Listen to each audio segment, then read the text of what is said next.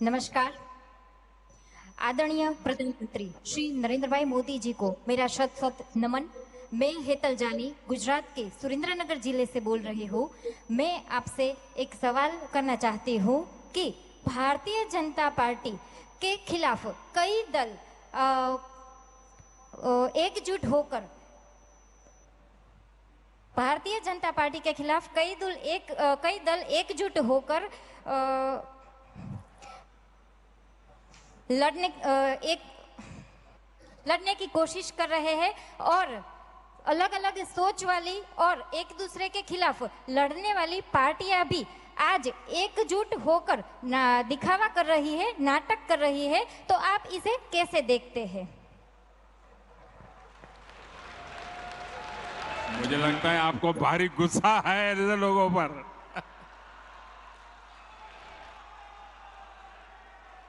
देखिए, ऐसे लोगों पर गुस्सा मत कीजिए, दया कीजिए उन लोगों पर।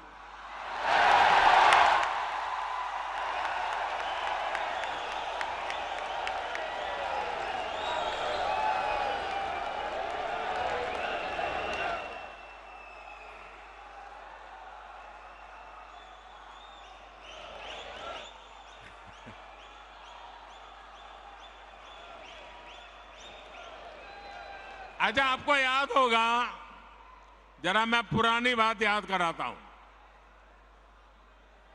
हमने 2014 का चुनाव देखा है और 2019 का भी चुनाव देखा है। देखा है ना? याद है ना? 2014 के हालात क्या थे, याद है ना? 2019 का हाल क्या थे, वो याद है ना?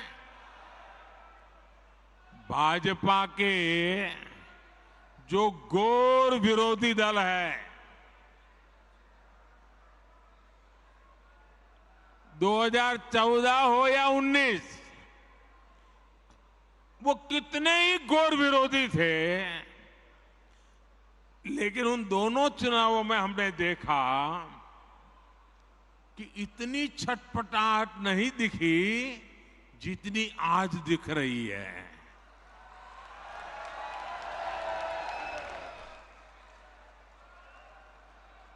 जिन लोगों को कुछ लोग पहले अपना दुश्मन बताते थे, पानी पी पी कर कोसा करते थे, गालियां देते थे, अब उन लोगों को आगे जाकर वो साष्टांग प्रणाम कर रहे हैं, नतमस्तक हो रहे हैं। ये उनकी मजबूरी है।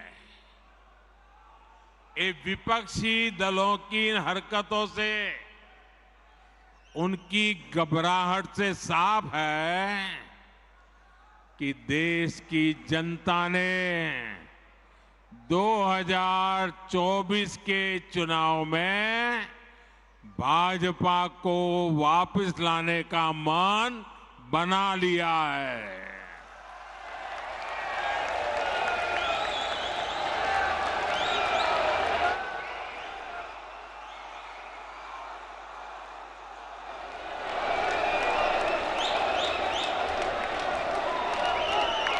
दो 2024 में फिर एक बार भाजपा की प्रचंड विजय तय है। इसी वजह से ये सारे विपक्षी दल बौखलाए हुए हैं।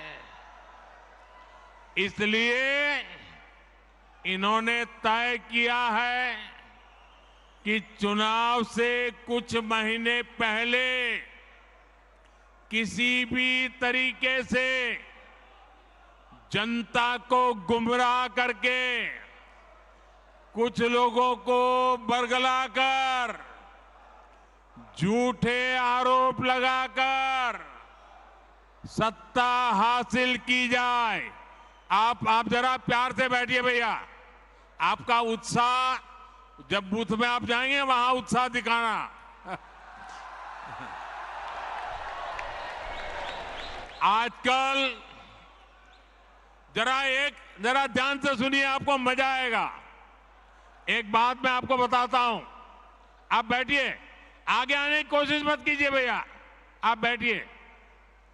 आजकल एक नया शब्द बहुत पॉपुलर किया जा रहा है। वो शायद शब्द आपके कान पर भी आया होगा। वो जो नया शब्द पॉपुलर किया जा रहा है, वो शब्द है गारंटी। बार बार शब्द आता है गारंटी।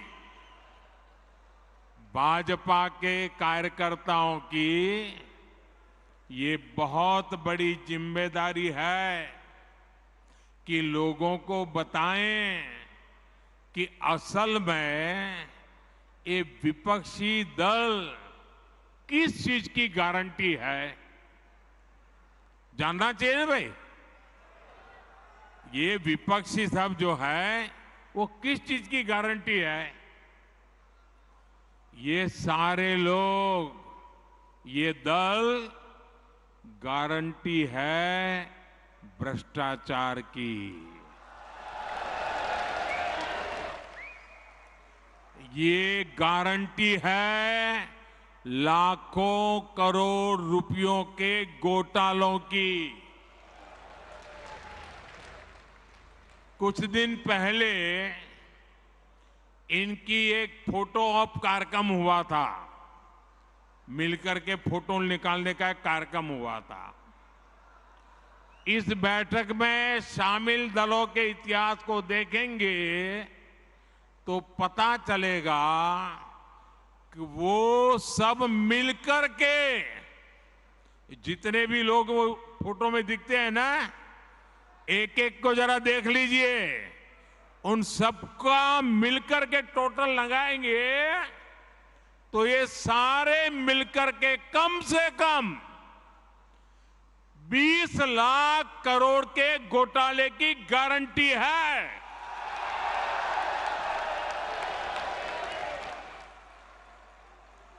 और कांग्रेस का घोटाला ही अकेले लाखों करोड़ों का है।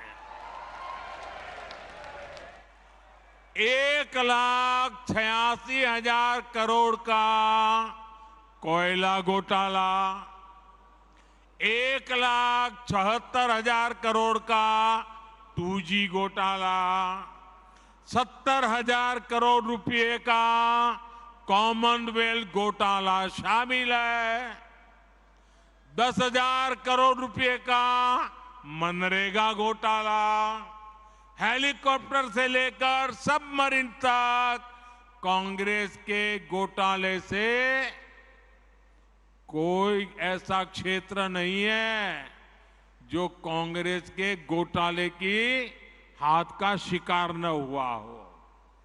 अब दूसरा देखिए, आरजेडी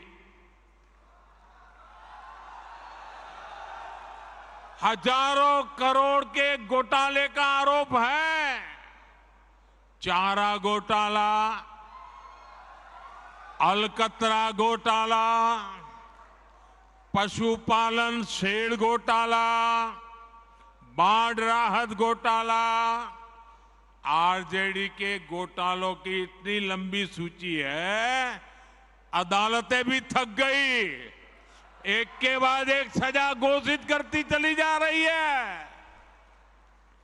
उधर तमिलनाडु में देखिए, डीएमके पर अवैध तरीके से 1.25 लाख करोड़ की संपत्ति बनाने का आरोप, टीएमसी पर भी 23,000 करोड़ रुपए से ज्यादा के घोटाले का आरोप, रोजवेली घोटाला, शारदा घोटाला, शिक्षक भर्ती घोटाला, गो तस्करी घोटाला और कोयला तस्करी घोटाला। बंगाल के लोग ये घोटाला कभी भूल नहीं सकते।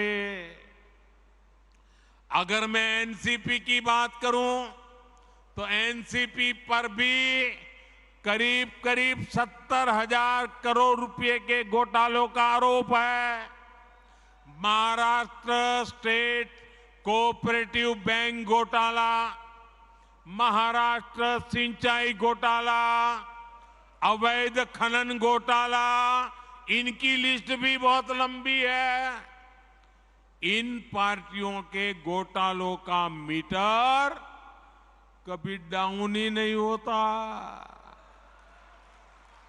मैं तो कहूंगा कि बीजेपी के किसी कार्यकर्ता को कोशिश करनी चाहिए कि इन पार्टियों का घोटाला मीटर बनाने की एक बढ़िया, आप में से जो इनोवेटिव हो ना, बढ़िया इनके घोटालों का मीटर बना दीजिए। हाँ, इन पार्टियों के पास घोटालों का ही अनुभव है, इसलिए अगर कोई गारंटी है इनकी तो एक ही गारंटी है, और वो गारंटी है घोटालों की गारंटी।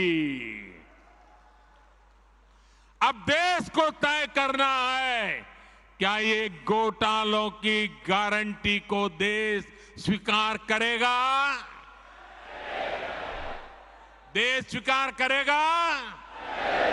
लेकिन दोस्तों, मैं आपके बीच में से पल करके बड़ा हुआ हूं, आपसे साथ काम करते करते आपने मुझे यहां पहुंचाया है, तो आज मैं भी एक गारंटी देना चाहता हूं। दे दूं? दे दूं? दे दूं? अगर उनकी घोटाले की गारंटी है तो मोदी की भी एक गारंटी है।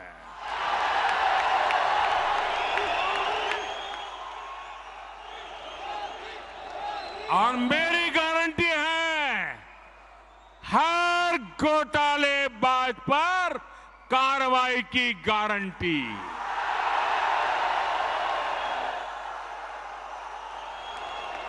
हर चोर लुटेरे पर कार्रवाई की गारंटी। जिसने गरीब को लूटा है, जिसने देश को लूटा है, उसका हिसाब तो हो करके रहेगा।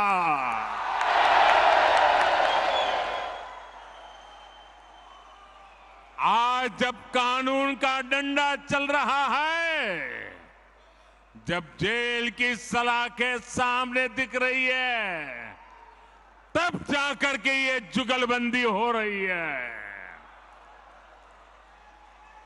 इनका कॉमन मिनिमम प्रोग्राम भ्रष्टाचार के विरुद्ध एक्शन से बचने का ही है। भाजपा के बूथ स्तर के कार्यकर्ता इस बात को गांव-गांव तक पहुंचाएंगे तो लोगों को इनकी वास्तविकता का पता चल ही जाएगा।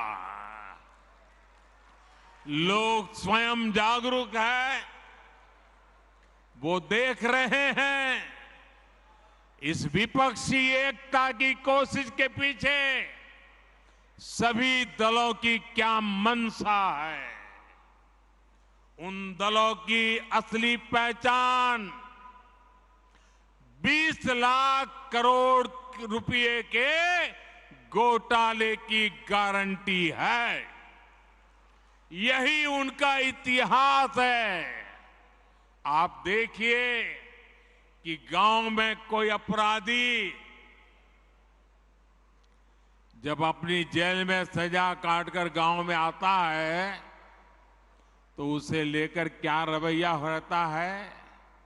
वो लोग उसके पास जाते हैं और उसे जानने की उत्कंठा रहती है कि जेल कैसी होती है। जिनको खुद जेलने का डर होता है अब पटना से बढ़िया जगह क्या हो सकती है। और आज हम देख रहे हैं कि कई लोग जो जमानत पर चल रहे हैं, जो घोटालों के आरोपी हैं, जिनके ऊपर भ्रष्टाचार के आरोप है, ऐसे लोग उन लोगों से जाकर मिल रहे हैं जो सजा काट रहे हैं या जेल में से अनुभव लेकर के आए हैं। ये इस तरह एक दूसरे को बचाने में उसकी कोशिश कर रहे हैं। ये देश के लोगों को समझना है और देश के लोग हमसे भी ज्यादा इन बातों को भली भांति समझते हैं। साथियों, कोई गरीब ये नहीं चाहता कि उसके बच्चों के नसीब में भी गरीबी रहे। हमें लोगों को ये बताना होगा कि उन्होंने अपने बच्चों का भविष्य सुधारने के लिए जिनको वोट दिया उसका क्या परिणाम हुआ। परिवार के नाम पर वोट मांगने वालों ने अपने परिवार का भला किया।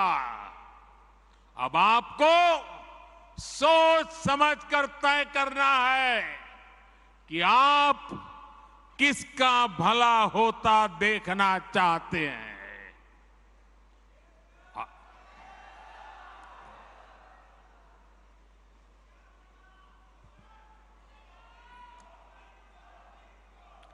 आपको गांधी परिवार के बेटे बेटी का विकास करना हो तो फिर कांग्रेस को वोट दीजिए।